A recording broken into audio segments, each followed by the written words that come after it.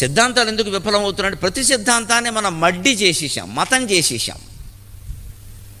ఆచారానికి మూలం ఏమిటి అని కనిపెట్టడం మానేసాం. ముగ్గేయడానికి మూలం ఏమిటి? సూక్ష్మజీవులకు ఆహారం.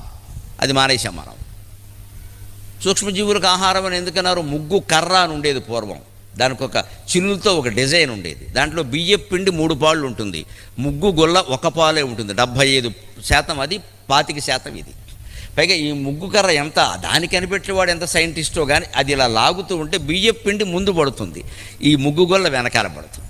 ఏమి ఆలోచన, ఏమి భూతదయ, ఏమి భారత జాతి. ఆడవాళ్ళు చేసుంటారు ఈ పని. ఆ మహిళామణికి నమస్కారం ఆవిడెవరైనా. ముగ్గు కర్ర అంచేత మనం ముగ్గు ప్రయోజనం నిజంగా నెరవేరాలంటే ముగ్గు కర్రతోనే ముగ్గు వేయాలి, అయితే మీ చేత్తోనైనా వెయ్యాలి. లేదే ఎవరికీ నడువు వంగదో. దానికి డిజైన్లు కనిపెట్టాం. శుభ్రంగా షీట్, ప్లాస్టిక్ షీట్ ఇంటి ముందు పెట్టే, గొడవలేదు, ఇంక శాశ్వతంగా ఉంటుంది. అయిపోయింది. ప్లాస్టిక్ కొన్న చోటకు లక్ష్మీదేవి ఎందుకు వస్తుంటే దరిద్ర దేవత వస్తుంది.